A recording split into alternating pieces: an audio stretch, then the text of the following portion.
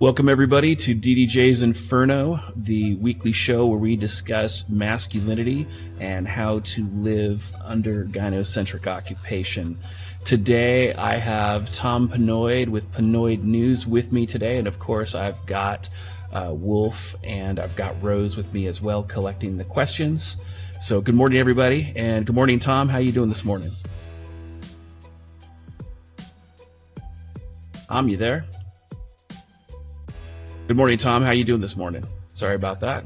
It's all right. It's all right, man. Good morning. It's a beautiful fucking morning out here in the fucking white trash no state. How you living today, Mr. DDJ?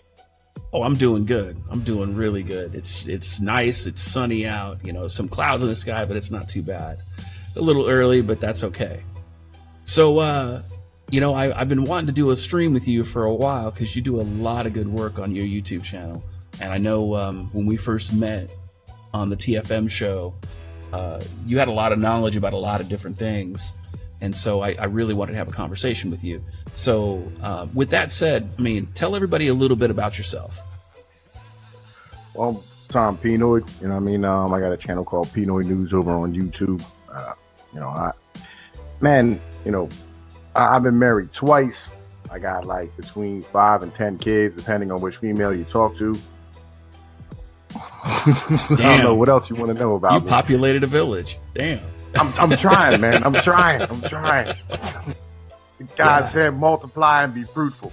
Yeah. He also said put on a goddamn condom. I mean, come on now. Yo, I do that with the crazy one. All right, because I don't want no crazy kids. I already got one crazy kid. I don't want any more of them. You know what I mean? Look, you got 10 kids. If you got 10 kids, you put your dick in crazy more than once already. So come on now. Well, you got to remember, sometimes all it takes is me smiling and fucking waving at the chick and she gets pregnant. Oh, dude, who you telling? I got 4. I understand. I have 4. You look at them wrong and they get pregnant. It's all bad. So. Oh my God, man. Shit, I'm just like, I don't even go to bars anymore. I'm just getting fucking all of a sudden I get summonses, child support. That's why, like, I started just using Pnoid in real life. Like, that motherfucker had actual child support cases against me. Probably for the best. Oh, that's too funny. Well, talk to me a little bit about why you started your channel. Tell me a little bit about Pnoid News. What inspired it? What was the inspiration? Well, I get tired of the news lying all the time. Like, I get really, really tired of just like the utter and complete amount of garbage just put out to the world. You know what I mean? That just is just non-factual, and there's no nuances to anything. And I'd like to be able to have like a real conversation about actual stuff. You know, like just try to drag the Overton window back towards, I don't know, reality. You know what I mean? Just a little bit. Just a little bit would just be a little helpful for me. Kind of really where I get down to. And that's why I started my YouTube channel. Well, talk to me about when you say, you know, reporting the news, get a little bit about back to reality. What kind of news do you report on your channel for those people who haven't seen it? Oh, but I do everything. I do everything from, like, you know, I'll cover just, you know, like social stories, financial stories, economic. I'll stand here and I'll break down like the child support system. I do like everything. Like, it doesn't matter, whatever it is, whatever it catches my fancy, it makes me, you know, something I'm interested in. I just like cover it or whatever. And I also do fishing videos on my channel, interviews. I do like every week I have the Church of Jesus Christ is not a bitch made nigga. You know what I mean? Where we slapping the bitch out of motherfuckers in the name of the great Lord Jesus Christ. You know what I'm saying? Motherfucking standing here trying to make things better. Just, I don't know, man. You know, enjoying ourselves and having fun on my channel a lot of the time. Doing what we do. When you're not getting strikes. When I'm not getting hate speech strikes from making fun of mariachi bands. Goddamn, yeah. Mariachi music. I just cannot believe that like a style of music is all of a sudden a race. I don't understand that. It's not. It's whatever the fuck they say it is. It's probably because I posted it up at CNN on fucking Twitter. Well, yeah, I know, and I get that. I just, you know, but the thing that frustrates me is you get this whole conversation about cultural appropriation. And I'm like, you know, everybody's talking about, well, it's like the 2 white girls that went down to Baja, Mexico, and they discovered like some recipes for some burritos, and they came back and they decided they wanted to do like a burrito truck or a restaurant, and they were accused of cultural appropriating, you know, Latino culture or something because they were white people making burritos. And I'm like, well, you know what? if that's cultural appropriation, guess what? Thomas Crapper created the toilet. You shouldn't be using a toilet anymore because you're culturally appropriating white culture, because white people invented that. And you shouldn't be speaking English because you're appropriating their language. So speak whatever the fuck language you wanted to speak. Go wherever the fuck it is you want to go. But cultural appropriation works two ways.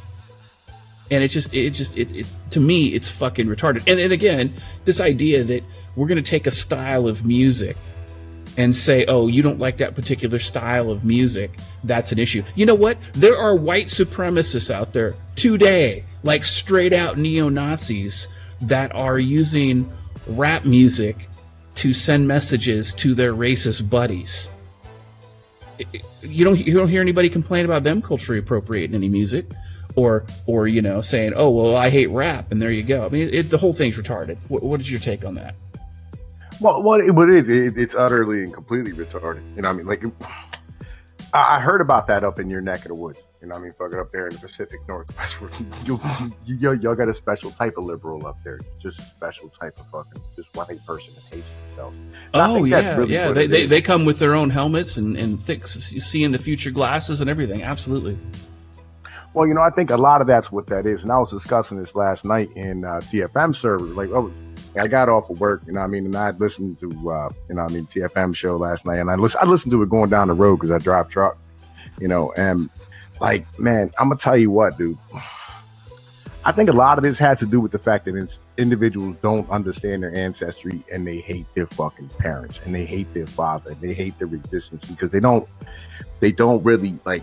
They don't have that mentality of how much it took for you to be here as a human being. Like I have my family history going back to the 1400s in Calabria, right back in Italy, and I met the individuals who came off the boat. Like I met my great grandma. I walked in with my oldest son. And I was like, right. Hey, grandma, look here. And she was like, no, nice. She go, oh, look at the bambino. Don't tell your dog. I said, it's going to get. I said. No, I was like, that's Vinciado, and that's Giovanni Vinci. And she goes, oh, the Vinciado. And like, you have that basic understanding of how much it really took for you to be here. And I think it gives you a better appreciation for being you. You know what I mean? And you don't hate yourself. You don't hate your culture. You don't hate who you are because you know that you come from something. And I think we've lost a lot of that in American modern society. We have. And I think that part of that is feminism's war on the family structure and the family values, because it used to be, and I know I'm a couple years older than you, but it used to be that we would have multi-generational mentorship when it come to men. Your father would teach you things, your uncle would teach you things, your grandfather would teach you things, and you would have these different men that you could go to, seek advice, ask for help on things, get some mentorship, get some knowledge, and learn about where you and your family came from. And there was a pride in that family. And the thing is that it wasn't just Caucasians that did this. It was every culture had this tradition of family. They had this tradition of where we come from and where we want to be. And how do we bring our family to that next generation, and how do we do what's best for our family? And when feminism came on the scene, they demonized men who were traditionally the leaders of the family. They demonized the family values and the family structures. And now you have all these guys running around. This is why I call them purple pill power bottoms. They look like they're red pill. They sometimes talk about how they're red pill. They can use the red pill terminology. They got the t-shirt that says that I'm red pill, but really they're bitches. They're just bitches. And you get them back into a corner, and you take away their little audience, and you get them on the real when you're having a real conversation with them.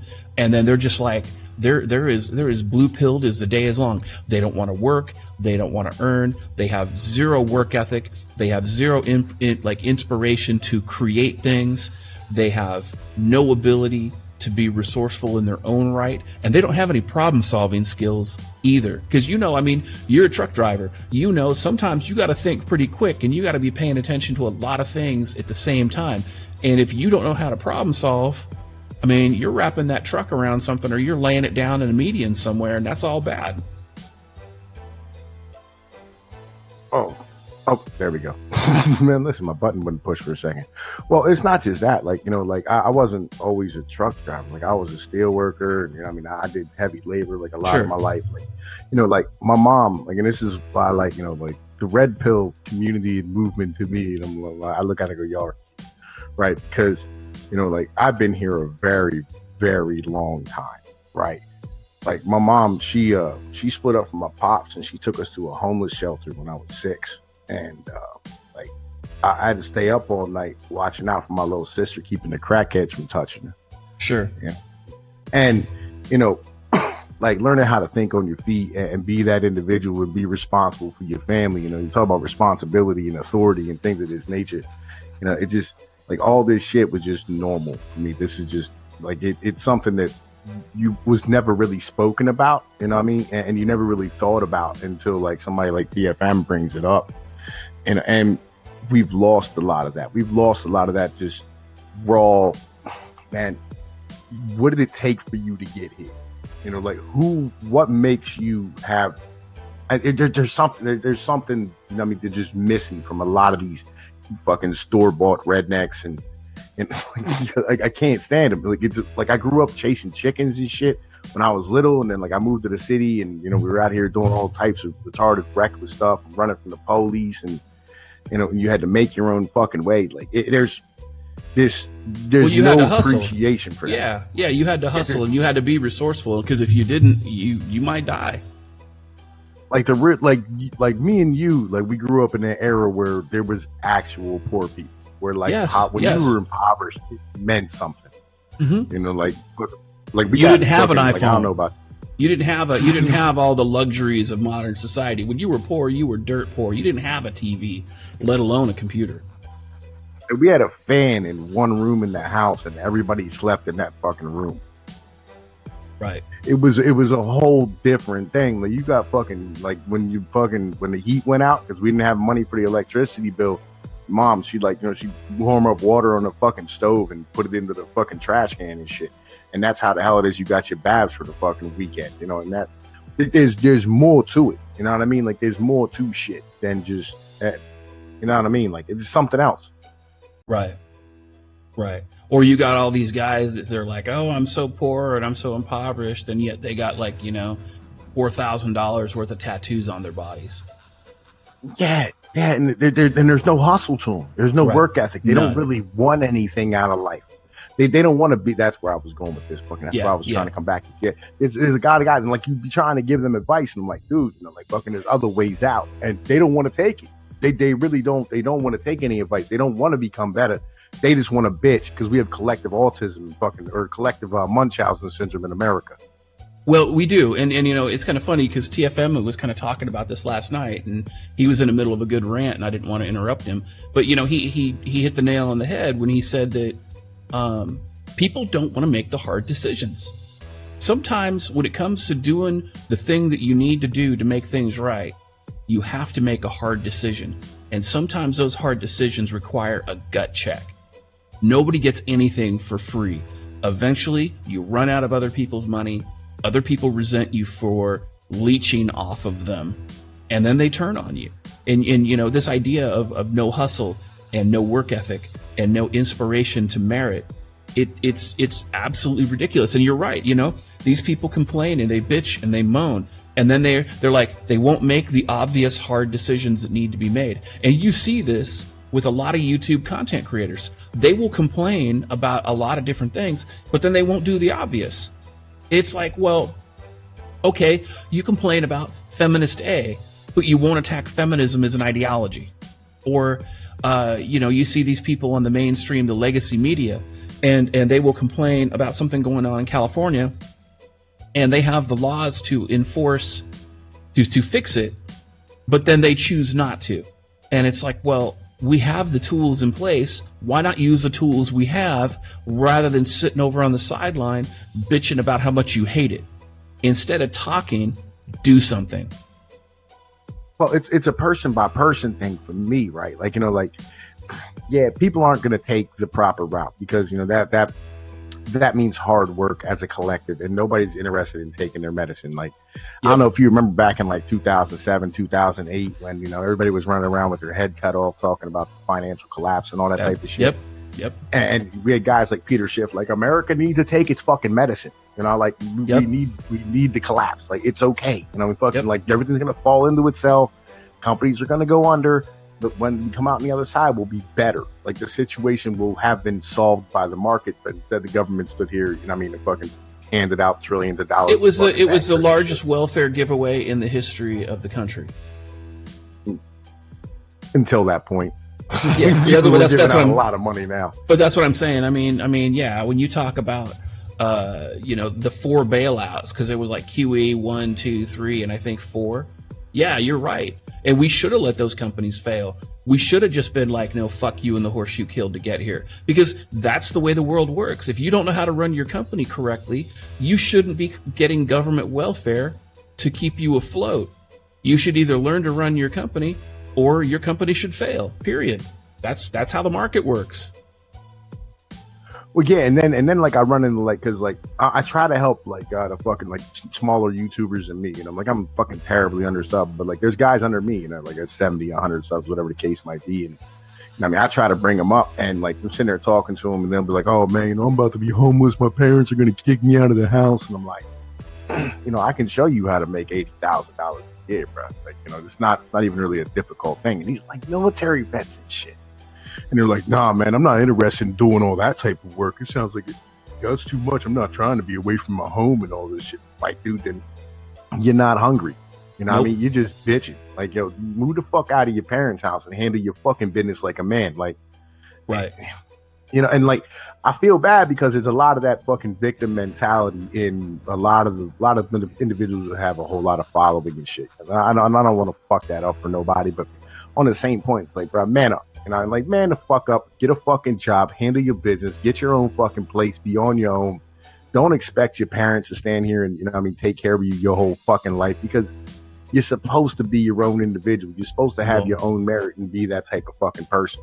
I would agree completely, because, you know, the sad part about it is we have so many of these man children out there that are 30 years old living with their mom. And it's like, what are you doing? Why are you not capable of standing on your own 2 feet? And you know, I remember when I got custody of my oldest 2 kids, I was in college and I was working. And I remember I had a bunch of my college friends, and they were bitching about how they had no money. They were bitching about how they couldn't find a job. And what they would do is they would post their resumes online on, like, remember Career Builder and Monster.com and, you know, all those little resume aggregators. Yeah. Well, they would post it, and that's all they do. And I'm like, look, if you're going to look for work, you need to treat your job search like a job. You need to get up, you need to shower, you need to dress for the interview, and then you need to hit the ground for 40 hours a week. You know, spend 15, 20 hours shooting those resumes out to everybody, follow them up with a phone call, research the companies that you're interested in working for, and treat it like a full-time job. And don't be too prideful to avoid physical work. Because sometimes you got to do it. Maybe you have to work in construction. Maybe you got to go to that warehouse and learn how to run a forklift. Maybe you have to learn how to survive. I mean, that's what our forefathers did. They did whatever was necessary to put food on the table because it was the money they earned, and they weren't trying to rely on everybody else's. Well, I don't know what this forefathers thing is. This is what the fuck I did. Like, yo, well, dude, I say the forefathers thing because, I mean, I did the same thing. But a lot of these young kids, and I'm talking like guys 35 and under, they've never seen that. A lot of these. I'm 35. I'm 35. Yeah. That's where I'm at right now. Like, this is what I did. Like, when you had to go get a job, right? Yeah. You went out, right. Yeah. You went out to like your fucking like you'd have to walk out to your local shopping center. and like you'd have like, like a whole bunch of shops or whatever. But inside of there also would be like your little temp agencies and shit as well. So, and you'd put in applications in every fucking place. Every You'd place. walk in all day long and just fill out applications, take interviews, whatever you could do. And you'd walk, 4, 5, 6, 7 miles in a day, just putting in applications, and you did what you had to do. There was no choice, man. Like I was the original fucking Mike Rowe, the guy from Dirty Jobs. Like, dude, I had a job where I was pulling dead chickens out of cages and throwing them in a grocery cart in a fucking eggplant at one point. Like I had a job where I was cleaning blood out of auction cars for fucking $7.25 an hour. I had a job at 18 where I was throwing 300-pound plow parts for snow plows. Right. Making $5.50 an hour. Yep. Like, dude, you did what you had to do to put food on the table. Because I was 18, married to a stripper with a baby. You know what I mean? Oh, that's not a good look. What the fuck I was doing. Oh yeah. That's not a good look. You got to do what you got to do. You know what I mean? Like how they used to say, you made your bed, now you sleep in it, motherfucker. Oh yeah, you know what I mean? Well, you slept in it a lot. You got 10 goddamn kids. Jesus. Look, you want that traditional family. Like, goddamn it, it's gonna work eventually. You know what I mean? Like, get that Cat Williams. Like, you're trying it, don't work. Trying it, don't work. Trying it, don't work. But you ain't give up hope. You know what I'm saying? Like, I heard you say one time, kind of aggravated me because, like, I know you're a good dad. I know you. I heard you say one time, you was like, fuck it. If I had my choice to go back and do it again, I wouldn't have had kids. Like, fuck that. You know what I mean? Because there's them moments that you would never take back, and you fucking know it, and I do. Look, I'm not saying, here's the terrible thing. Yeah, and for me, it's not the moments. I mean, I know I catch a lot of shit for that, and somewhat rightly so, but I mean, it's not the moments that's the issue. It's the consistency. Because, you're right. I mean, there are things about being a father that are fantastic, and you can't take that away. And there is wisdom that I have learned because of being a father, and not just having 1 or 2 kids, but having 4. But at the same token, I look at how much my older children suffer. I look at the world that we live in that they have to fight through. I look at how everybody and their brother tried to set them up. And I mean, set them up in a negative way. And, and then I look at how I had it, and how the majority of the people who had normal families, how they had it. And the world that I raised my children in is not the world that I was raised in. And sure, I had my trials and tribulations, and some of that shit was pretty rough, just like yours was. But there was still some work ethic. There was still some family values. There were still some merit. There was a merit-based society. And thankfully, it sounds like at some level, you had to learn that on your own, and you were capable of doing it. But most people aren't. Most people break, and then they stay broken. And again, I'm not kicking those people under the bus as a direct result. I'm just saying that most people don't have the backbone to see that level of obstacle and then just work through it. And there's a lot of people who are technically capable of it. It's not that they're not capable.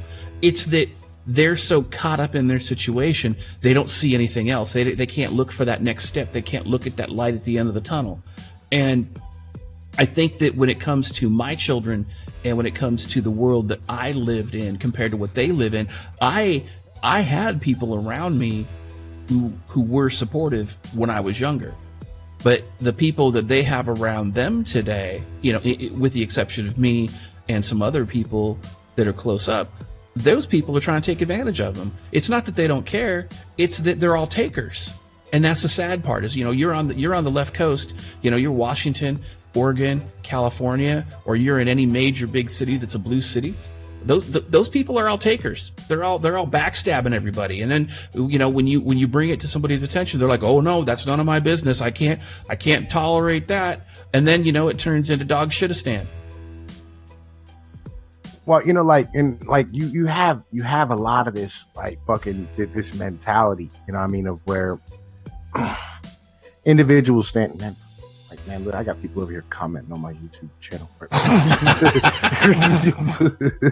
on that TFM debate that and that female MRA. Like, dude, that shit's like, yo, I enjoy having, like, I have a couple of videos that I have like 60, 70,000 views on them. You know what I mean? Yeah. Like, I didn't have my laptop at that point, so it wasn't like constant notifications. It kind of just goes to your creator studio, and then like you'll never hear about it. Right. But these here to just keep popping up now at this point. But anyway, like, yeah, I was fortunate. Like, when I was like, I got shot when I was 8 years old. You know what I mean? With a stray and shit, walking down the fucking street. You know, fucking right. Like, I got ran over by a fucking car. Like, I had to appreciate my life because it took a lot to fucking get here. You know what I mean? It took a lot to be an adult. Yeah. And I enjoyed being an adult. I hated being a fucking kid. It was like the most miserable time of my life was being a kid. I loved being a grown up, like, because I rise and fall upon my own merit, my own honor, you know, and the sweat of my brow and the work of my back is what, you know what I mean, allows me to have the opportunity to provide for myself and do the things that I want to do. And when I was a young man, like, I was very fortunate that I had a group of individuals around me, you know, who were on a constant basis of, you know, let's build, let's be better men, let's do the type of things. Like, I had to believe it or not, I had a black nationalist Muslim dude who was like my best friend, like a second father to me growing up. And he stood there and he told me, he said, you know, you said, Tom Pease, you know, you got a fucking brain, man. Don't let these motherfuckers take that shit from you. You know, don't let these individuals stand here and, you know, I mean, treat you any sort of type of way other than what you should be. You know what I mean? Right. Well, and that's the thing, and I guess that's my point. I mean, I think that we need to have that mentorship, not just on the streets, but we need to have it in the families where it used to be. And so, I mean, I totally get where you're coming from, though. Like, and that's what I do on, like, the Church of Jesus Christ, not a bitch made nigga. Like, it's a joke, but it's not, because on the same point, I'm like, man, listen, you have inherent value and worth, and from the day you were fucking born. You know what I mean? Like, yo, you're supposed to be that individual. You're supposed to be the fucking man. You're supposed to be the person you're gonna be. Yo, motherfuckers need you here. There's shit that you're supposed to be doing right now. Don't give up. Don't be a punk. You stand up and you take them fucking lumps and you move forward. When you come out on the other side, you're gonna be a better individual. Like, God damn it, man. Jesus Christ, not a bitch made nigga. How do you really feel? It fires me up, man. It fires me up. No, I get it. Listen, I get it. I think that obstacles in your way, I mean, that right there, that's breakfast. You know, that's how you should start your day. Anytime there's an obstacle there, you don't say, Jesus, I'm going to try the best I can. No, you say, I'm going to get through it no matter what. I'm going to go ahead. Like, I got this. Yeah, I got this. Exactly. And no matter how bad it gets, you're like, look, oh, it's storming outside. Well, guess what? I got an umbrella. You know, look at what your fucking parents gave you. You know what I'm saying? Your parents gave you this raw, innate ability. You have the mentality to change the fucking world around you. You know, like, look, man, you know, even though I'm American and I don't know the metric system, you know what I'm saying? We put a man on the moon and shit. You know what I mean? You're goddamn American. You're that dude. You're that individual. You look in the mirror every morning, you go, holy shit, I am the sexiest dude in the room right now. You know, even though you might be completely by yourself. But still, either way, you fucking do what you have to do. Right. Well, and I think that that's what a lot of people miss out on. And that's, I think, one of the things that I think is important to reiterate is to say, look, you know, just because things are rough doesn't mean they're as bad as they can get. And the more here's the thing, if you don't take control of your life and direct the direction of your life, or, you know, plot the direction of your life and take steps toward that direction, life is something that happens to you, not for you.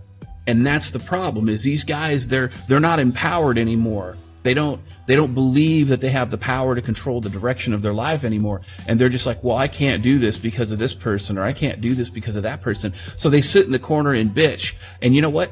Time is a non-renewable resource. The longer that you sit in the corner and complain about how difficult your life is, that is time you could be using to make your life better. If you don't live in the cleanest place, maybe you're not the best housekeeper, pick your shit up instead of bitch about it. If you're not making enough money, go find a second job, or go find a first job that pays you more money, you know, or move to a different part of the country where the cost of living is a lot less than Los Angeles or downtown New York City. or, you know, downtown San Francisco. Go find, go find something to do someplace where you can do it sustainably, you know, because if you don't, you're not going to improve your situation. Well, I think it's part of this collective Munchausen syndrome, like we have as Americans. Like everybody has something wrong with them, you know what I mean? Right. There's a fucking reason why you can't do some shit, and I fucking hate that with a goddamn passion. Like, it used to be like when you had a fucking kid, you'd be like, man, thank God he's healthy. You know what I mean? Like, Yep. you know, whatever. Now it's like, oh man, Johnny has autism, and every time like there's a car that makes a loud noise, he kind of flips out a little bit. So we went and applied for Social Security Part D, and you know he gets a check every month, and he has to go see a psychiatrist.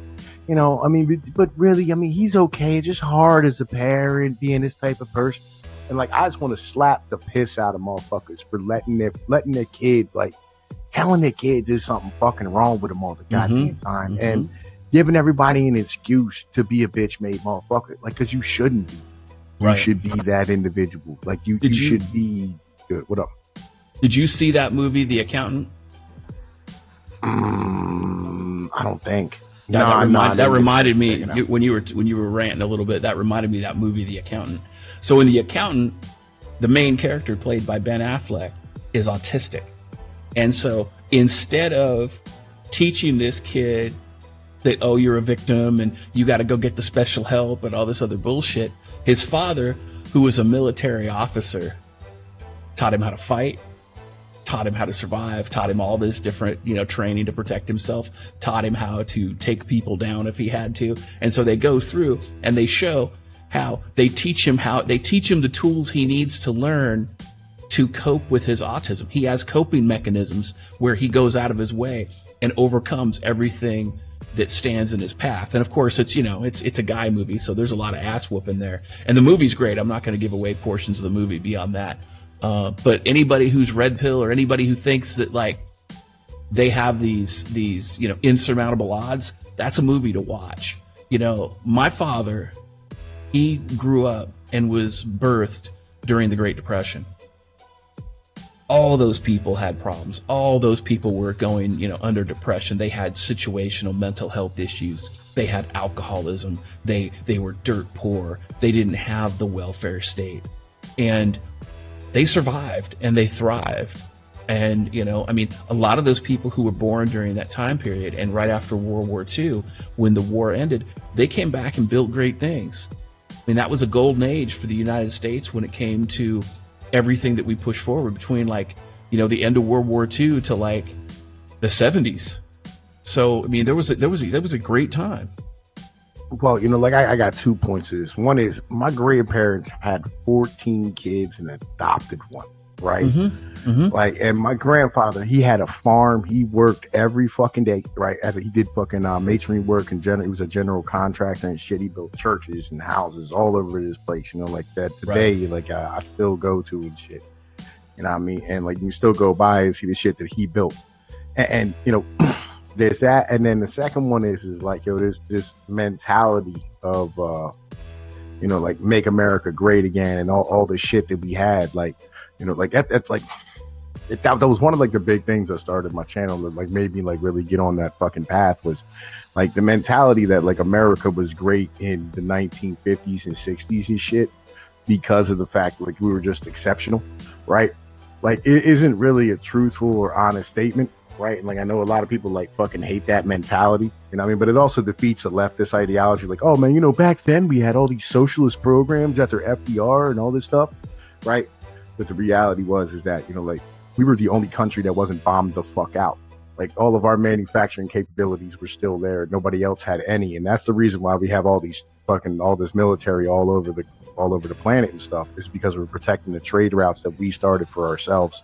And to make sure that we were able to trade with other countries and we could continue to suck up all their fucking money. Well, I think that's part of it. But you also got to remember too, though, we paid to rebuild Germany. We paid to rebuild Japan. We practically financed fucking Europe to rebuild. Think about this though, right? Think about this part right here though. Do you know what year Germany was finally done being rebuilt? No. 2007. Yeah, that doesn't surprise me at all. Right. So I'm saying, like, it took a long time for everybody else to catch back up to us with manufacturing. Like Japan and China were the first ones. And really, I mean, it was Japan, with their auto industry in the 1970s and 80s. I mean, it started really threatening our manufacturing ability. Then the TVs and electronics that came out of there, after we rebuilt Hiroshima and Nagasaki and all the cities in Tokyo that we had bombed out, like there's a lot of stuff, that you're not taught inside a history class, that we should all really know. And that's like Sun Tzu wrote The Art of War. Well, Niccolo Machiavelli wrote one in 1520, and I'm doing like a series breaking down his book, which, I think is something that everybody needs to understand about the Enlightenment period and all the stuff that that the individuals who, like, the fathers of this country actually read. And it's like word for word out of Machiavelli. Like, word for fucking word. But I guess what I'm saying is that I'm not talking about necessarily the accomplishments of the country from World War II to the 70s. I'm talking about the mindset. We had a can-do mindset. And I guess that's the piece that I'm pushing, is that if, we have the mindset today that anytime there's a problem, it's somebody else's fault. Anytime that there's a setback, it's somebody else's fault. And everybody is so caught up in these identitarian politics that the left has gotten so vitriolic that the right is like, well, shit, the only thing we have to do is the only way we can go is we got to be violent back. And at some level they might be right. I don't know. Time will tell. But what I'm saying is that we have forgotten how to achieve on our own. And there are so many, you see this all the time, where these people are like, well, I can't do this because my job went overseas, or I can't do this because this or that or then some. And some of those things are viable. I mean, some of those things are actual reasons, but that's not a reason that you can't be successful in life. You just got to do something else. It's like what you were saying earlier. You said, oh, well, you did one type of job when you were 18. You did another type of job, when you were older. Now you're a truck driver because you hustled to do what you have to do to put food on the table, as a man should. So, even though there are setbacks, it used to be that your mentality was very, very common. Today, it's not. Everybody's like, well, shit, I'm not going to go out and I'm not going to work my ass off for this because I'm too good for that. Or I have a college degree, so I can't dig a ditch. It's that kind of attitude that's setting everybody back.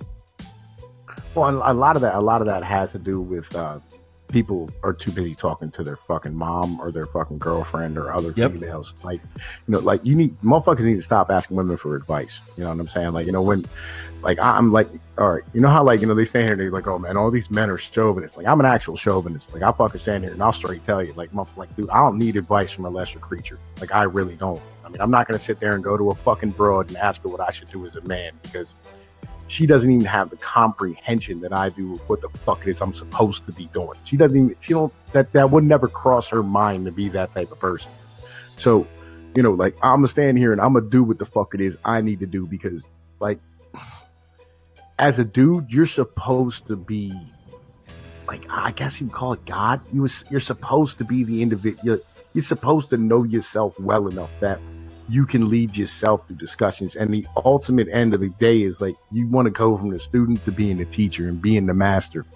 And being the master means that you ain't got nobody to fucking ask for questions no more. You just know what needs to be done. It might take some self-reflection to get there, but you should ultimately already have that answer in your head as to what you're supposed to be doing and what you're supposed to do in a fucking any given situation. And you have to stop asking fucking women what you're supposed to be doing. Like, it's gonna do nothing but fuck you up completely. Every goddamn time, it's just gonna fuck you up, and it's not positive for you. It never will. It's horrible for you. Just, I mean, that's where I get to with that mentality. There's too much of this.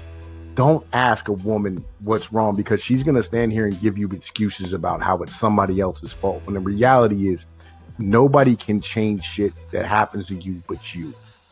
I mean, like, when I was a kid, my dad sat me down, right? Because, like, I was a very violent young man, like I was always fighting shit.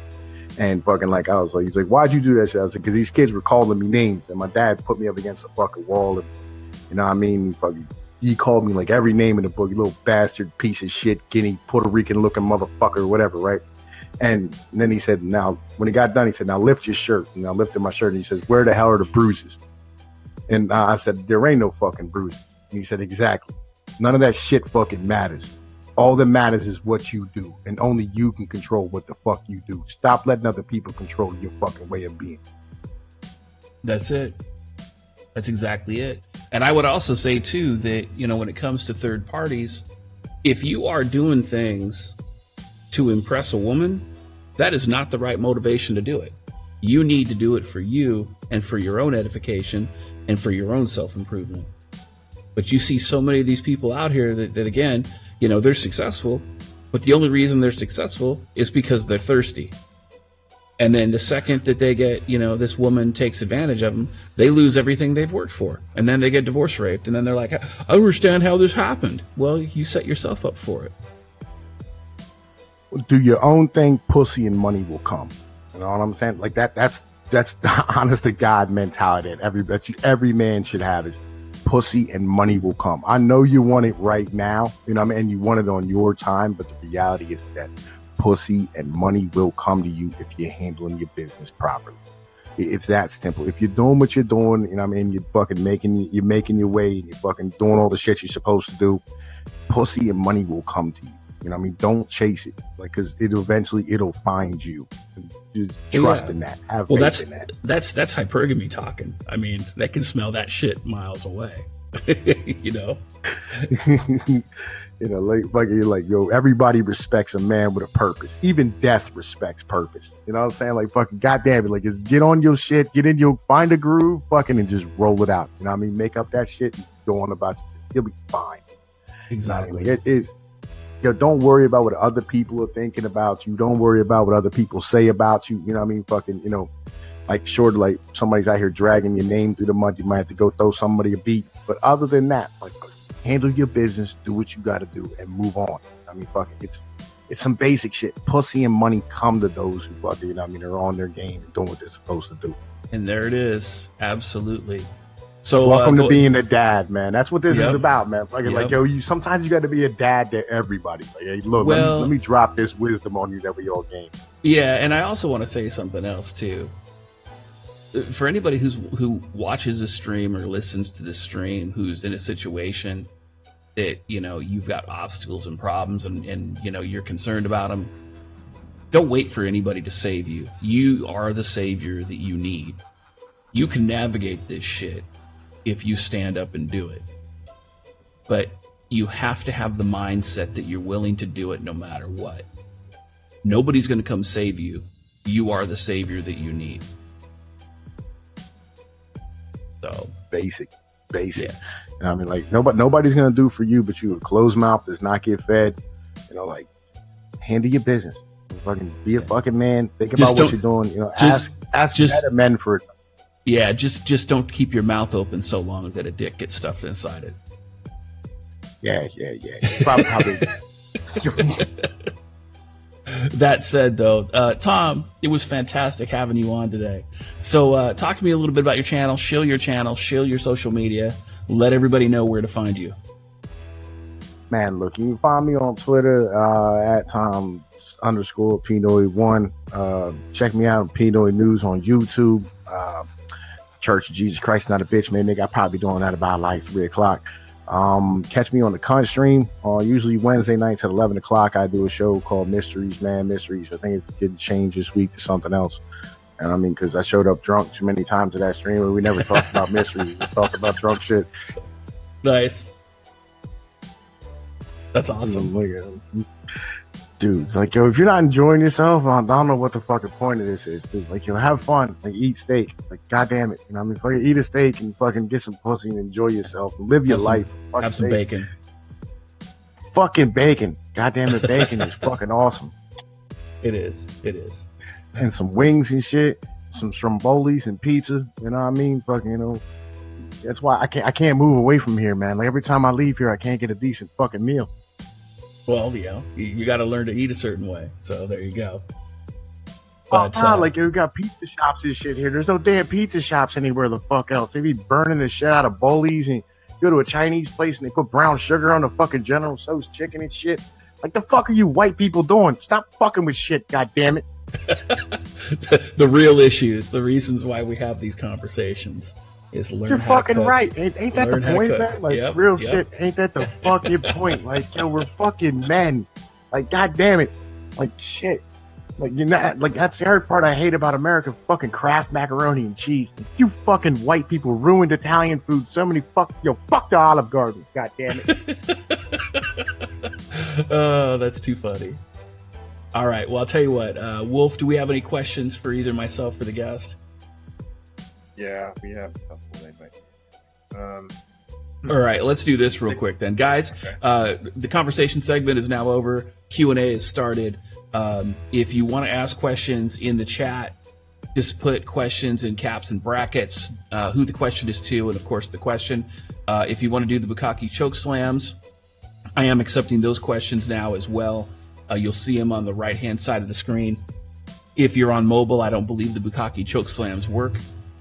So please just type your question out in the chat, and then we'll go from there. I do see that I do have one question in Streamlabs, but yeah, we'll get some questions going now. Go for it. And yeah, Lone Wolf, can you turn up your volume just a little bit more or move toward your mic a little bit?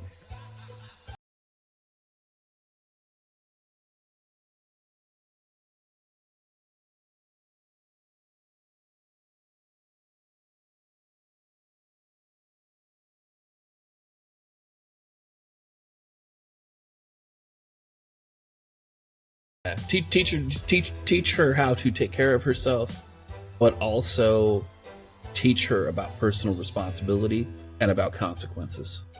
Too many people, especially younger women, they don't have a comprehension that actions have consequences. And so they expect to be, and you see this a lot, women today, younger women especially, expect to be the prize. They expect to be, they just show up and then people just give them free shit. If you teach your child and mentor your child to work and earn what they want in life, you are more likely to develop a stronger woman. You know, my 1-year-old daughter just took her first steps yesterday, right? And you know, like a lot of times I think about, like, you know, I mean, the things I do with my kids. When you cook, right? Like when you go to, like, you make breakfast, you know what I'm saying, or, you know, you're making something simple for dinner. Put them on the counter and cook with them. Like, teach them to be, like, make your daughter a prize. You know what I'm saying? Like, if she expects to be the prize of a man, you know what I mean? She expects to be, you know what I mean, respected. Give her a reason to be respectable. Like stand there and teach her how to be the individual that will allow her to be the happiest later. You know what I mean? That's a really important thing. You know what I'm saying? It's something that is very, it's overlooked, but when we all talk about our moms or our grandmas, you know what I'm saying? Like, we talk about, like, going over there and eating a meal. And it was, once that stops happening, like, once grandma dies, the whole family just kind of parts ways. And you'd be amazed how much of that was her just holding the family together through her ability to give you all the good meal. You know what I mean? Teach her to cook. You know what I'm saying? Like, it's some basic shit that you can do that will really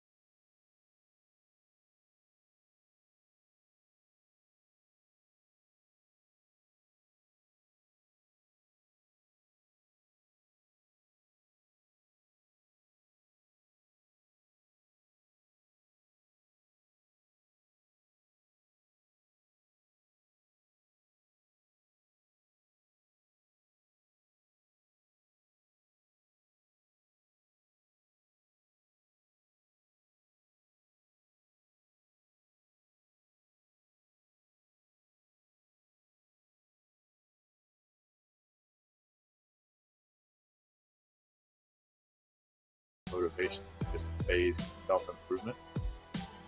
I think that most men who are in the valley of suicide, it's situational, it's not chemical. And what I mean by that is that if they change their situation, they change their mindset. You know, a lot of times people talk about, you know, the difference between words and actions. We judge others and we judge ourselves by what we do, not what we say. And I mean this, for men, it's especially true because men feel better after an honest day's work. When you get done doing something, you're like, man, I did that. Or, you know, you get that paycheck, you're like, man, I earned that. You know, my hard work, my blood, sweat, and tears earned that paycheck. Or, you know, when you buy your house and you're like, man, I did those things and I was successful. The thing about it is when you're in the valley of suicide, when you are in a deep depression, you're isolating yourself. You're not doing as much. Maybe you've become a shut-in. Maybe you don't get out and socialize or communicate with people around you. So what ends up happening is that you spiral. That spiral gets worse and you get closer to the point of suicide. Now, with that said, if you change what you do on a day-to-day basis, you will change your psychology to the point of being less depressed. So, you know, if you're a shut-in, get out of the house. If you're not communicating with people, learn to communicate with people around you. If you're gaining weight and you see that you're gaining weight, do a combination of changing your diet, your caloric intake, as well as getting some exercise in. Find things to do, because most of the people that I see who are deeply depressed, who are, you know, deeply troubled to the point where they're thinking of killing themselves, if you talk with them and you ask about what it is that they're doing, not much. Not much. They have idle hands. So if you become busy, you can work your way out of that just by getting out of it. Because you see, the problem that we have with a lot of the psychology industry in the United States today, well, even in the Western world, is that we don't talk about situational mental health issues. We only talk about mental health issues as though they are lifelong things, and they're not. You know, it's like when you have a loved one who dies, right? Maybe they die of old age, or maybe they get hit by a car, whatever that is, right? You go through a grieving period. You get depressed, you miss them, you go through this grieving period, and eventually you get over it. You come out the other side, and then you turn around and you move on with your day. And yeah, it's always going to impact you. It's always going to affect you. But you have gotten stronger by getting through that small crucible, and you move on with your day. So, you know, you didn't lose your job, you didn't lose your family, or you didn't lose, you know, the people that were important around you, and you didn't lose the assets that you had because you continued to work. But the people who stop working, or the people who stop associating with people around, those are the ones who are the most troubled. So the reality is this: if you get yourself into the valley of suicide, you have to get yourself out, because if you don't, you're dead one way or another. Hobbies, man. Hobbies. Yep. You know what I'm saying? Like, your hobby, like there's a lot of hobbies out there, you know what I mean, that will save your motherfucking life in some long-term type of shit. Like, I love fishing. Like, fishing is probably my favorite thing in the whole world to do. And, you know what I mean, like, when I'm feeling depressed and stressed out and I'm all fucked up and shit, I'll head my ass out to the fucking river, you know what I mean, and I'll take my rod and my reel, you know what I mean, can of fucking worms or whatever, and I'll put them in the river, and I'll sit there and catch a couple catfish and some bass, you know what I mean, light a fire and sit there by the fucking water and just contemplate shit and work stuff out in your own head, you know what I mean? Yeah, well, and you got an ex-wife who was a stripper and 10 kids, so you caught more than a couple catfish. You're fucking right. You're fucking right. You ain't never lie, son. All right, next question. All right. Oslo wants to know who your top 3 comedians are. This is for DDJ, by the way. Dead or alive? Oh God, what's his name? God, who's the comedian that was like the drug addict, the older white guy, and he started like yelling at people? God damn it, Sam Kinison? Not Sam Kinison. That's the skinny guy. Oh God, I forget his name. George Carlin. Lenny Bruce. George Carlin. I like George Carlin's later stuff. He's fucking hilarious. He's kind of a leftist, but when it comes to his social commentary, it's spot on. But George Carlin is awesome. his earlier stuff was like fucking hilarious. You know, It fucking was. like, yo, who's the last brown people we bombed? Right. Fucking, he said, who's the last white people we bombed? It was Germany. Why? Because they were moving in on our action. They were trying to take over the world. Yep, Fuck yep. that. That's our job. Yeah, and I like Chris Porter as well. If you guys haven't seen Chris Porter, he's fantastic. And then my third favorite comedian is Dave Chappelle. That's a terrible list. I would have went to Richard Pryor, fucking Mitch Hedberg, and fucking Norm Macdonald. Yeah, well, you know, Richard Pryor's okay. I thought about him for a minute, but you know, his comedy's okay, but it's not. I don't know. You ever seen him do Mudbone? Yeah. Yo, Mudbone, the baby, the fucking panda with the little feet. Yep. He said he's the polar bear with tiny little feet. Yeah, but Dave Chappelle's done That some was pretty my funny shit. Yeah, so I get it. hell That's all yeah. right. You know, not everybody can have my good taste, so that's fine. Oh, I got It's all good. All right, next question. All right, because Max asks, what do become such a thought? Yo, look, I'll be honest with you. All right, you live when you get pussy, right? There's 2 or 3 ways to get pussy. One is you make money, you know what I mean? Another one is you look really good, and the third one is you have to be a savage. All right, and I'm the savage, and the savage attracts like thought type of bitches. It's the broads who really, really like that, you know what I mean, security thing. That's all they give a fuck about is whether or not. Yeah, the individuals who just want you to want to be with you because like they want to fucking make sure that they're never going to be fucked with by anybody again.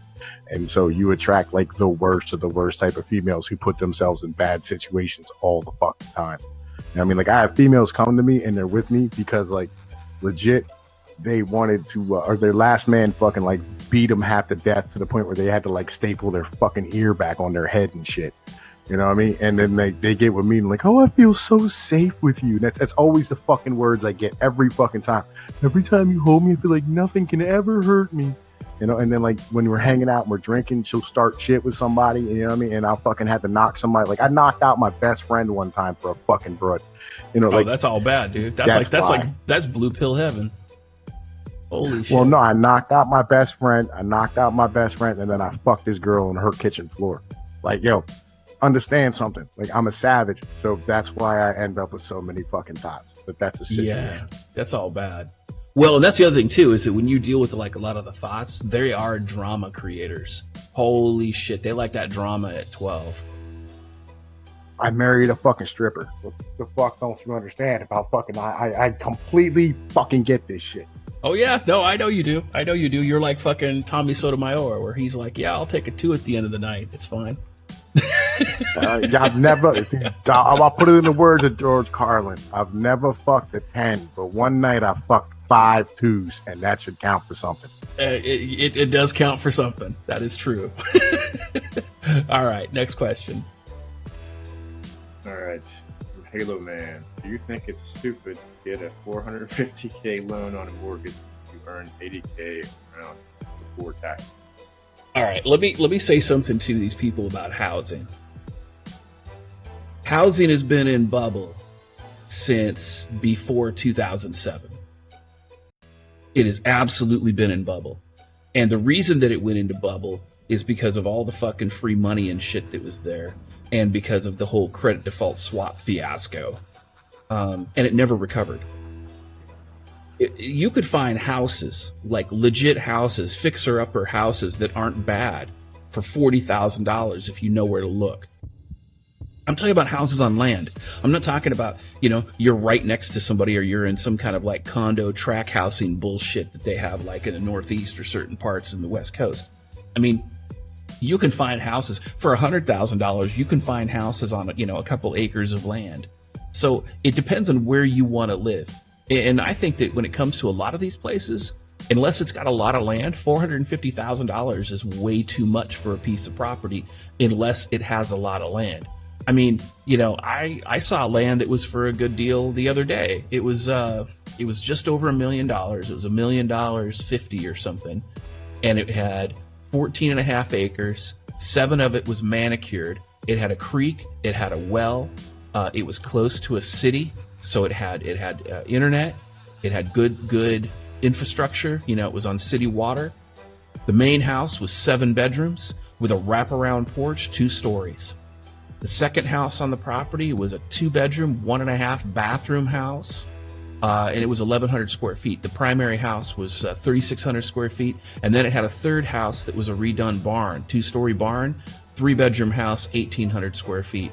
It also had a separate detached 3-car garage that was big enough to put in like a large, you know, jacked up 4x4 in one of the bays, and a paved driveway. And then at the back half of the property was 7 acres of woods, and it had a jogging trail on it. Okay, that's for $1.05 million. You could probably talk them down. So, you know, when you're talking $450,000, you better be getting something for it.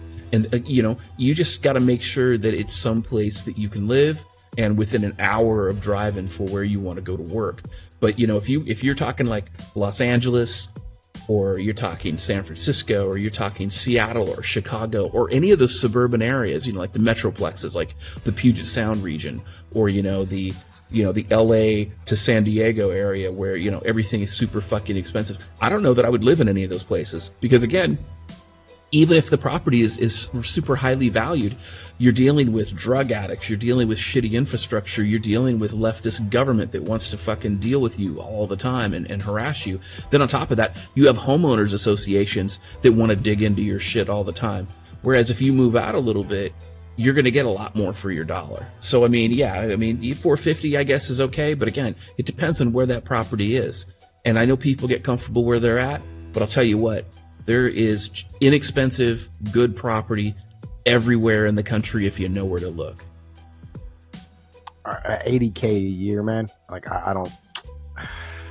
Yeah, you're tying up a lot of your goddamn income. Mm-hmm. Like that's really where yes, I you get are. to. Yeah. Because you're talking about like what, a $15,000, maybe $2,000 fucking mortgage payment every fucking month, and you're probably making like $1,500 a week. You know, I mean, after taxes, you're talking maybe $1,000 a week. Well, it depends on it depends on what your write-offs are, right? So yeah, it just depends. I mean, that's what I'm saying. I mean, $450, yeah. I mean, if it's a decent property and an income generator, maybe. But honestly, you can get the same property if you go out a little bit for $200,000. So yeah. Like I'm looking. That's half of his income. You know what I'm saying? Yep, Every fucking month on that house. Yep. You know, and can you make that the rest of your life for 30 fucking years? And I mean, Right. I always feel like you should never get something that you can't fucking, you know what I mean, pay the goddamn bills if you absolutely had to go down to the bottom of your earning capacity. That's really where my mentality's been at. You know, like long-term bills as far as shit's concerned. Like don't go buy a goddamn Bentley. It's fucking retarded. Well, yeah, and I also think too, though, that a lot of people buy shit they don't need. If you buy shit that you don't use at least once every 3 months, you shouldn't own it. And there are a lot of people, the houses that they buy, they're too big for them. You know, I mean, I'm going to be by myself here soon. My son's going to be moving out soon, you know, but if I was looking for a place right now, I mean, I'd be looking for the smallest place I could find because I don't need much. I don't need much room. You know, what am I going to do? What am I going to use? You know, how am I going to do shit every day? You got these people out there that, you know, oh, well, I need a brand new boat and I need a fifth wheel and I need this and I need that. Well, how often do you use your boat? Oh, I use it twice a year. Well, fucking get rid of it. You know, if you're like Tom, you should pay cash. Pay cash for your toys. That's right. You know what I mean? And pay it off right away. Yo, pay cash. You know what I mean? If you can't save up and fucking afford your toy, you don't need that goddamn toy. Like when I bought a boat, you know what I mean? I have a boat, you know what I mean? Like you buy a fucking boat, you stand here and you fucking paid cash for that boat. I paid $300 for the boat. I paid $150 for the fucking motor. The motor broke. I took a lawnmower motor, welded it the fuck on top of it. There you know go. What I mean? Like, dude, like, yeah, dude, pay cash for your fucking toys. Do not fucking put toys on credit. Ever. Don't ever put toys on credit. Like that's not how men handle their fucking business.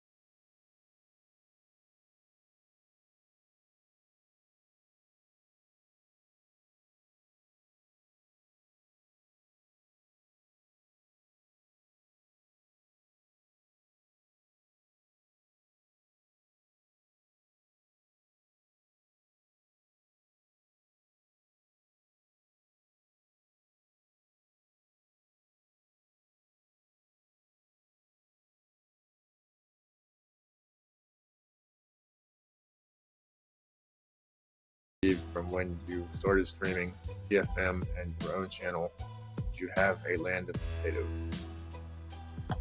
Yes. Yeah, probably.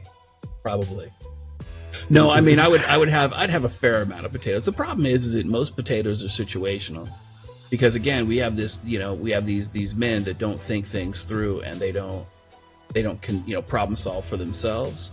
And so what ends up happening is they end up adopting somebody else's point of view without independently researching it themselves. So then they come off and they say a bunch of stupid shit, and they act like potatoes because they just chose to believe somebody instead of verifying the facts for themselves. Whereas if they had verified the facts for themselves, then they'd be like, well, the facts and the observable reality say one thing, but this other person says something else, and then you don't just discount them. So yeah. Like, yo, never be too proud to like hop on Google. Like, man, listen, like you have no idea how great of a tool that y'all have. Like, y'all younger people, like, you have no fucking idea how amazing it is to have the whole world's fucking ability, like the whole world's knowledge. The knowledge, yep. Fingertips. That's right. At any given goddamn moment. Like, when we was kids, man, like we had no idea about shit. Yep. Like nothing. We had to figure everything the fuck out on our goddamn own. And now, like, you have this tool that you can sit there and literally just look everything up. When I was learning the law, I had to travel an hour to go to the law library to research different reference books to find the answer I was looking for. And sometimes searching for that answer would take weeks. Today, you can log into legal reference tools, you can search Google, you can search your local library website databases, and you could find those answers that may take you 3 or 4 weeks to find traditionally, and find them within half a day or 20 minutes, depending on what you're looking for. So yeah, absolutely. Like, I remember when I was a kid, like, they didn't have calculators. Like, you guys have just like calculators, right? Like fucking, like you have calculators on everything, on your phone, on the computer, whatever the case might be. Like, we didn't have calculators in school. They still had fucking abacuses. Like, everybody got an abacus in fucking math class in like 2nd and 3rd grade to learn how to fucking do basic math. Yeah, but didn't you go to school in Pennsylvania or some shit? Yes, I did. Yeah. They just got electricity like last year, didn't they?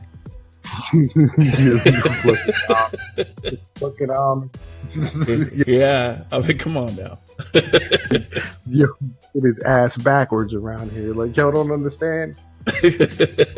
Oh, we do. like it's cool because, like, we have like a lot of local shit, right? Because, like, legit, like, we don't have a lot of the stuff that everybody else has, because like we have such like a tight knit culture and community in this, and like we export most of like y'all's food. Like most of y'all's snack foods and shit like that comes from here. Like fucking like Utz potato chips, Hershey's fucking candy, Reese's, Mars, fucking Tasty Cakes, Little Debbie's, Snyder's and Hanover pretzels, fucking like Jesus. We make a fuck ton of snack foods come out of here. So like, dude, everything here is local. You know what I mean? Like, everything's local. Like, nobody comes the fuck in here. Like, Olive Garden opens up, Olive Garden closes. You know what I mean? Like, Sonic opens up, Sonic closes. And like, fucking, we don't have like any of those like big, like, Pizza Hut tries really hard. Like, they've tried to put in like 7 restaurants and they keep fucking failing, because we have the best pizza shops on the planet, because this place is full of guineas from the old steel mills that were here during the Bethlehem Steel days back in the fucking 50s and 60s and 70s and shit. So it's a whole different thing here. It really is. I mean, this is a different part of the nation. I love it. It's fucking great. Nice. All right, next question. Okay, this one wasn't exactly written in English, so I'm going to try to translate it from completest ease to English. Love this guy. I love this guy. Welcome to the White Trash No Safe, my friend. Tom says he's a trucker. Then I think he's asking about your experience with lot lizards. Oh, lot lizards? I'm gonna tell you what, man. I never saw one around here. Like, I believe it or not, I've been local like the majority of the time. Like, I signed up to like be a trucker, and I figured I would have saw like California and like fucking Texas. Nope. Like, yo, they were like, oh, you're from around here? Yeah, we're gonna send you to Jersey and New York and Boston and fucking Maryland and DC and shit. But the only places I've ever seen lot lizards was up in fucking Boston, and that's never actually seen a glory hole. which was a weird experience because you don't really look for it because you never really know, like you don't think about it. And I sit down, I look beside me, and there's a big hole with like toilet paper on the inside, plastered in with this white substance. And I'm like, I know nobody has a caulk gun in this bitch. Gotta love it. Glad you avoided it. Like I had a lot lizard come up to me one time, fucking at a truck stop, and like, you know, like she was the most raggedy Skeletor looking bitch I ever saw in my entire life. Like this chick had like 3 teeth and 4 IQ points. And she walks up to the fucking truck, and I got like my window open, and I think I was like watching YouTube or something, whatever. Fucking, I was just hanging out, and I was like getting ready for bed or going into work. I don't remember which one I was doing. And I was sitting in this fucking truck stop, and fucking like she's like, "Hey man, can I get a cigarette off you?" And like my mentality immediately went, "Yo, tell this bitch to eat a dick right now." And I was like, "Bitch, get the fuck away from my goddamn truck." Yep. You know, because you never give somebody a cigarette, like especially like, even around here, because like, you know, we got some really shitty neighborhoods here, where like, you know, somebody asks you for a cigarette, the moment you reach into your pocket, they grab your hand and put a gun in your fucking face, like like that meter immediately goes off inside of your head. And I was like, "Bitch, get the fuck away from my goddamn truck." She was like, "Okay, man, okay, I don't want no problems." I was like, yeah, that's my only experiences with a lot of it. Yep. Sounds like a good time. Oh, right. And there was a female pimp too, which was pretty cool one time. I've seen female pimps before. Yeah, like there was just like so like they have truckers who like take their female friends out with them, right? And it was like they were from down in like South Carolina or something like that. I was down in I did like 3 months running the East Coast, and I was down in like fucking like Southern Virginia or like fucking North Carolina, something like that. And like I went into this truck stop and I met this chick, like a fucking the one chick who was driving, she looked like a bull dyke, and the one who wasn't driving, she was fucking sexy. This black girl with fucking fat ass thighs and shit. Like, God, like, bro, I'm telling you, dude, I was trying to wink and smile at her, see if I can give her a baby so I can actually hit it, right? But fucking, she stood here and like you could tell that fucking broad, she was the pimp, and the pretty one was a whore that they just ran around the truck stops at night, and like a chick just crawled from fucking sleeper to sleeper. Oh yeah, that doesn't surprise me at all. All right, next question. All right, this is a question for both of you from Ardent the Kid. MRAs, tradcons, UAs often refer to MGTOW as defeatist and giving up and not doing something. What's your go-to response to that? Well, I think that's shaming language, because if you look at the tradcons and the MRAs and the PUAs, first and foremost, I have never met a PUA, like an actual PUA, that wasn't in it for the money. You know, they have their seminars, they've got their website, they've got their podcasts, they want you to subscribe to all their shit. And don't get me wrong, I mean, I'm all about the hashtag shill alert when I'm talking about, you know, promoting myself, because again, as a hustler, that's what you do. You promote yourself. But PUAs will sacrifice their morality and their ethics for the buck. And so they want to tell you whatever they can tell you to enhance their cult of personality. And so they'll tell you, oh, you need to go and try to go and approach these women and pick up these women. And don't worry about those sexual harassment charges. It'll be fine. Don't worry about the false allegations of rape and sexual assault. That'll be fine. Don't worry about getting wrongfully named as a father in a paternity suit. That'll be fine. Just, you know, continue handing me money and buying my fucking ebooks and click my affiliate links for Viagra. When it comes to the MRAs in a lot of ways, they're traditionalists. I mean, I was an MRA. They're traditionalists. They want you to man up and accept your responsibility to be a husband and a father, and to go ahead and wife up that thought and that single mom and all that other shit. And they want you to go deal with that. But again, they don't have an answer to all the rest of it. So this idea of being defeatist, it's not that, you see, what they want you to do is they want you to sacrifice yourself at the altar of gynocentrism. They don't have an answer. They don't have an answer at all. They're like Jordan Peterson, go clean your room, or, go be a better man, or go get in shape and go do this and go get a job and go be responsible, for the express purpose of wifing up somebody. But they don't understand that there are men out there who already have good jobs. They already have a decent career path. They're already doing what they need to do, and they don't have women in their life because they don't necessarily need them. But at the same token, we are in a society where the laws are so bad, even in the United States, that the risk is not worth the reward. A woman can change her mind at any moment and falsely accuse you of domestic violence, falsely accuse you of sexual assault, rape, molestation, sexual harassment. And not only is your freedom in jeopardy, but your career. And if you get blacklisted in this age, I mean, this is the information age. The internet doesn't forget. People don't understand that. They think, oh, I can lie about something and then 6 months later go and go somewhere else and be able to lie about it again. Well, now that we're in an age where men are talking to each other again, we understand that, oh, that chick's a hoe, or that chick's a false rape accuser, or that chick has incurable STDs. Like I talked about the TFM show last night. There's an STD now in the UK that will eat your dick off. It will eat your dick off. Yeah. Okay. So you have to understand that, and these are the guys who are like, oh, well, you know, you're being defeatist, so you're not fighting the good fight. You know what? I'm educating people. I believe that Tom Pnoid, that Wolf, that everybody in the audience, that Rose, you can all make decisions for yourself onto what you want to do. And whatever those decisions are, as long as those decisions make you happy within reason, that's fine.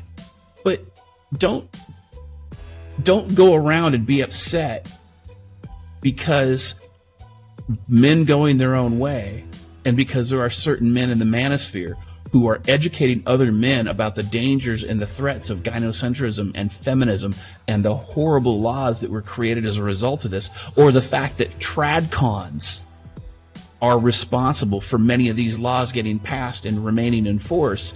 That should tell you everything that you need to know about that argument. Again, this is shaming language, this whole you're defeatist. Listen, we talk about what we walk away from, and we are, more of us are now talking about what we're walking to. You know, Tom's got a good job. Tom goes fishing. He's got hobbies. He's got a good life. He's created a life for himself. You know, I've got hobbies. I've got a job. I've got a career path. I have a life I created myself. And you know what? My life would have been 5 times more fucking successful had it not been for tradcons and feminists and the family court and the bullshit laws that were created to destroy my life and my family. And you know what? These guys, none of these haters, they don't have a thing to say. What are they going to say? Oh, you chose the wrong woman. They're all the wrong woman if you catch them on the right day. If she changes her mind, which she can choose to do at any time, she can falsely accuse you or falsely, you know, take advantage of you anywhere. There are women out there who are married 15 and 20 years who are like, you know what, it's time for me to be a thought. And then they self-destruct their marriage. So, you know, this idea of, oh, well, that's defeatist. There's no defeat here, because I'll tell you what. You know what's going on? Feminists are losing their goddamn minds. They are absolutely terrified of men who go their own way. They're terrified, because I'll tell you what. You bring truth to the false narrative that is the lie of feminism. Feminists are like, oh, men sexually harass me. Well, guess what? Men going your own way? You don't have to sexually harass these women. You can go do something else. Go buy a doll. You know, the Dollhouse is my sponsor. Go buy a doll. You can go and look, you're not sexually harassing a woman. You're not contributing to the STD epidemic. You're not contributing to the sexual assault issues. You're not contributing to the domestic violence issues, because you're not paying attention to these women. And that's what terrifies feminism, because in order for feminism to continue to succeed in the lies that it is told, they have to have an enemy. And as long as you're on the playing field and you're playing their rigged game, they can paint you as the enemy. And even if it's not true, there will be a bunch of their fucking neophytes that will deal with them. So I think at the end of the day, the thing you have to understand is this. When they say to you, oh, that's defeatist, what you need to ask is, let's talk about defeat for a second, and where are you going to repeal the laws that discriminate against men and destroy families? I'll tell you what, you do those things and you've got me. There are many men out there, and I did a stream about this with Apocrypha, where we talked about how we are reluctant MGTOW, where we are reluctantly going our own way. And the reality is that they go on, they change the laws they fucked up, because it wasn't MGTOW men that did this.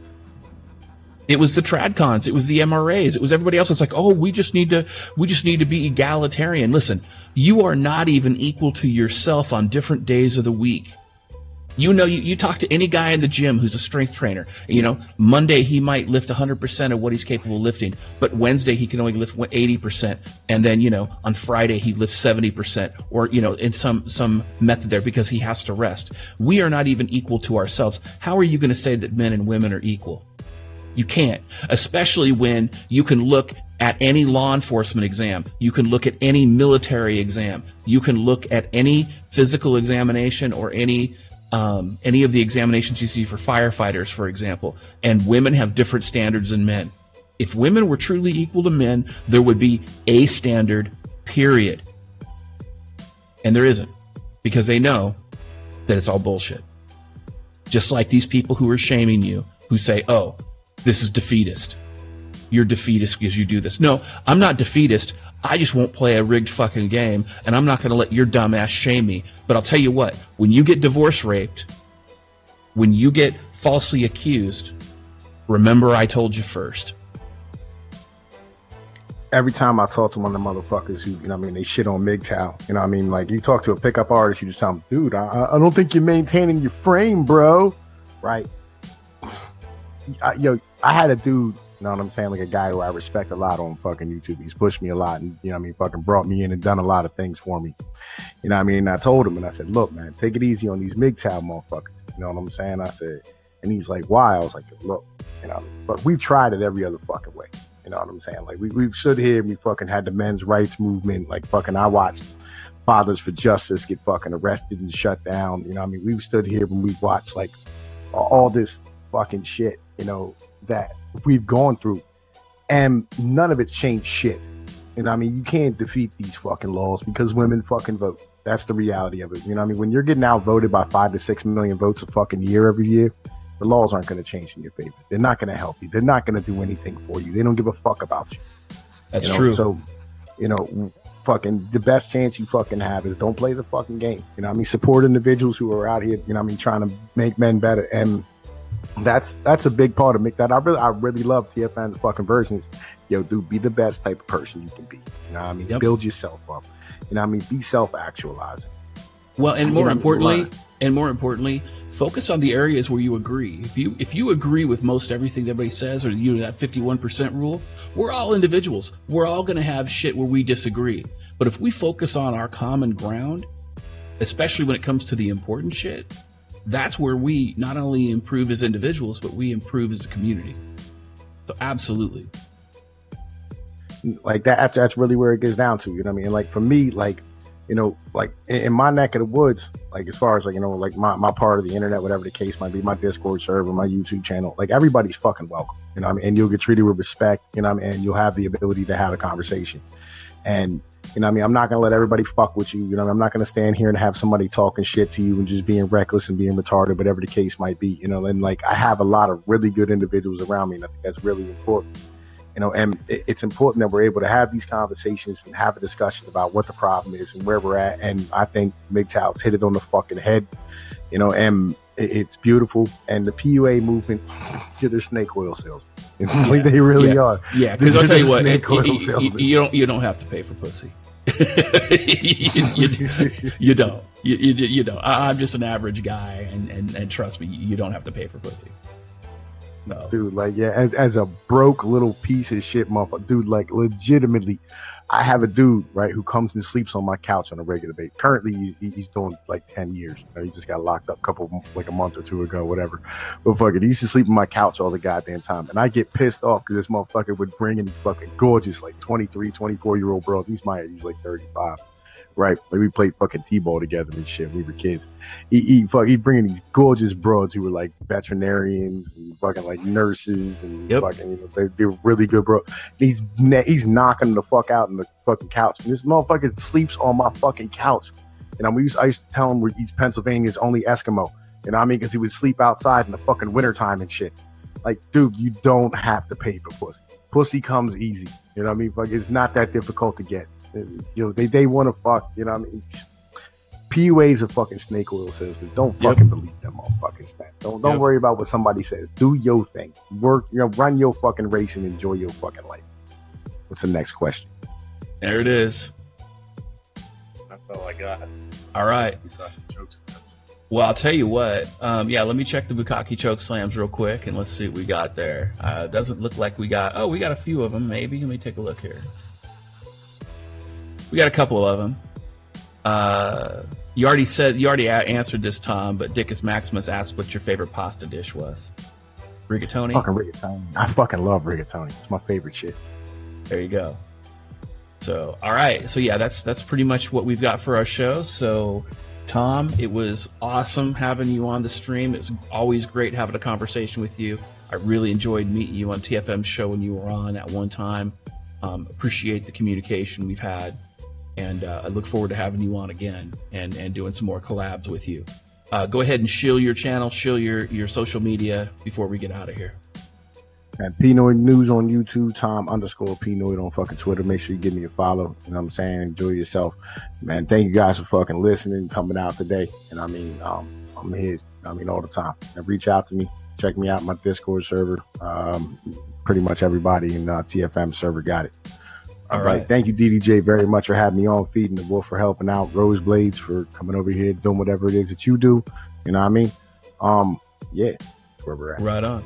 All right, guys, I hope that you guys have a great rest of your day. I'll be doing post-production on this, and I'll either have this up later today or sometime tomorrow. So take care, and thanks for tuning in.